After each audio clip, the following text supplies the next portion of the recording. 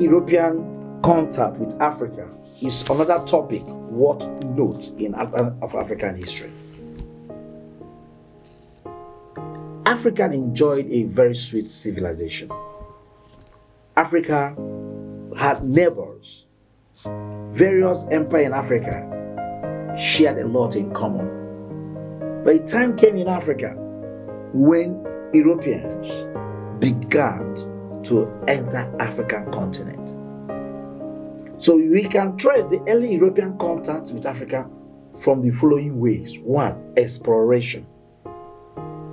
There was an era in which Africa or the whole world experienced exploration of empires like Belgium, Netherlands, France, Britain, and that exploration brought great minds by the Lander brothers, Mango Park, to cross the breadth of Atlantic Ocean, Pacific Ocean, Indian Ocean to enter African continent. So exploration was one of the first basis of contact of Africans with the Europeans. And in discussing exploration, you can also link it up to voyage. Voyage is linked up to exploration. Then we can look at another contact of Africa with European to a period I call the missionary era. This was a period in which missionaries traveled across the breadth of Africa to spread the Christian faith. So that was an era, and because of them that they were able to begin to influence the civilization of various parts of Africa, instituted educational institutions that we are a tool to educate Africans in the learning of the European language and as well writing skills of the Europeans. I tend to disagree with people when it is believed that education was brought by missionaries in Africa. Before the coming of missionaries, Africa had its own education. As I mentioned, in Egypt's civilization, they had their own education, they had their technology of writing. Egypt was even the first state in the whole world that evolved writing skills. Egypt evolved a lot of technology. So education in which the missionary brought was the Western kind of education. Africa had its own education before the coming of the missionary. That point must be buttressed, that point must be noted, so as to deal and suppress with Eurocentric authors, scholars, and ideas. African-centric ideas must be projected in the study of African history. And that is what I stand for, and that's what I project to my students. Then we talk about other means of contact to be that of the conquest. Conquest as a result of various battlements that occur between African states and Europeans. There was an era in which Africans engaged in conquest, in battle with Europeans. We will discuss that extensively when we trace to the era of partition, scramble and partition of Africa. We'll take that as a course of its own, a subtopics of its own. Then we'll look at the era of slave trade, that commercial era, mercantile era, in which Europeans had need of slaves to move to the new world, which is currently called America. So that was a counter period, because these what called traders brought in what I call exploitation of human resource in Africa, because Africans had this adaptability of various environment, have this strength, has this fertility and such for the plantations in the New World, in New Zealand and other areas, Southern America, to flourish. There was a need for the African human resource. So exploitation became a means of contact for the Europeans and the African continent. But it's painful to portray at this point that contact being exploitative was not only from the side of the Europeans. Our African leaders, our African brothers, our chiefs, we are all involved in the exploitation. That need to be researched by scholars, student scholars, to see the role played by the African leaders in that exploitation contact with the Europeans. Then we talk about a contact that came with colonization. Having enumerated this contact, it is imperative we know that this contact existed with various reasons. So we look at the reason for European contact or encroachment in Africa. We need to look at that and be able to explain further. Now, may I quickly say that historically, Europeans have embarked on expedition and an exploration of continents of the world using the sea routes such as the Pacific Ocean, Atlantic Ocean, Indian Ocean. Now, the interest of this navigation or expedition was born out of curiosity, was born out of need to trace routes. However, this exploration led to the discovering of territories that had high-level spices, high-level resources, and this information was passed to the homes of these navigators or explorers. And as such, there was their need of these resources that Africa was endowed with. Leading to such, we can say that reasons for European encroachment into Africa, having established earlier contact, can be seen from the following point. 1, they had what? Prevailing military superiority over Africans. That's one reason that must be mentioned. And as such, we can look at a period in the era of Africa or the world called the scramble and partition of African states. The Bahrain Conference of 1884 laid the foundation for African continent to be divided, to be struggled for and divided among major European powers like Belgium, Britain, France, Portugal, Italy. So this major, and including Spain, these major European countries sat in Bahrain and decided, without the presence of any African diplomat or African leader or king, how to struggle for and divide among themselves African states. In that meeting, the future of Africa was decided upon. And that was a meeting that destroyed the civilization of African continent. That was a meeting that set Africa backward.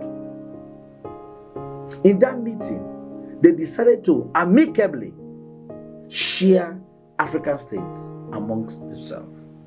In that meeting, they worked out modalities on how to suppress, subjugate, and humiliate the African continent. In that meeting, they strategized how to avoid conflict among themselves to take over African soils.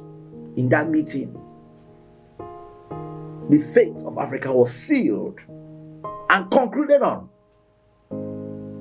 And that is why I am proud of the current president of Rwanda that sent packing 17 Chinese who thought we are still in the era of scramble and partition of African states, where investors come into a country in Africa and still practice slavery, enslaving the owners of the land, maltreating them, practicing dehumanizing attitude and act to African. Thank God for the president of Rwanda, who said that no investor, no foreigner has a right to humiliate an African in African soil.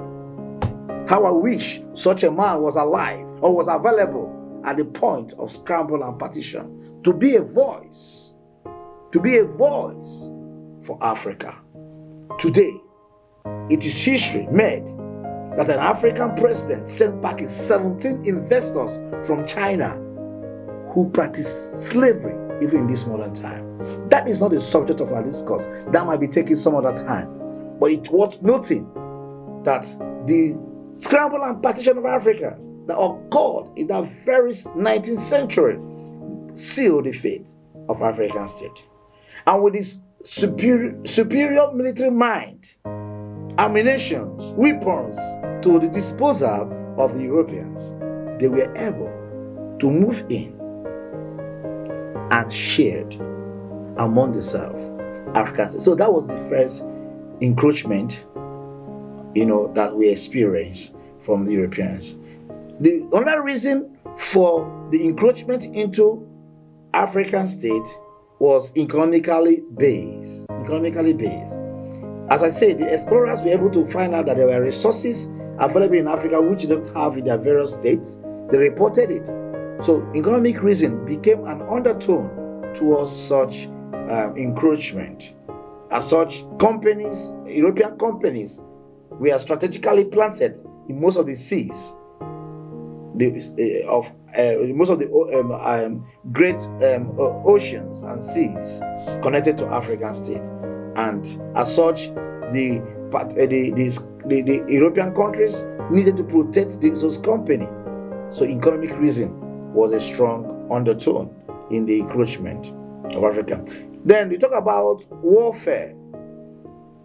For you to be strong in European country, you need colonies to have as a buffer, so that during military warfare, you take human resources from such colonies that will fight on your behalf. The First World War and Second World War is a classic example that you saw Africans, Nigerians, fighting a war they don't know about, they're not involved in, all because they were a colony of Britain. So you look at a vital reason called warfare or military reason for the encroachment into African continent. Then you talk about political reason. During this era of review, for you to be prestigious, for you to be highly placed in European continent, the level of colonies mapped under your influence makes you great. Britain is seen great, or called the Great Britain or a British Empire, because she had a large number of colonies cut across entire continents, and especially in Africa. And that was a great impact for Britain growth.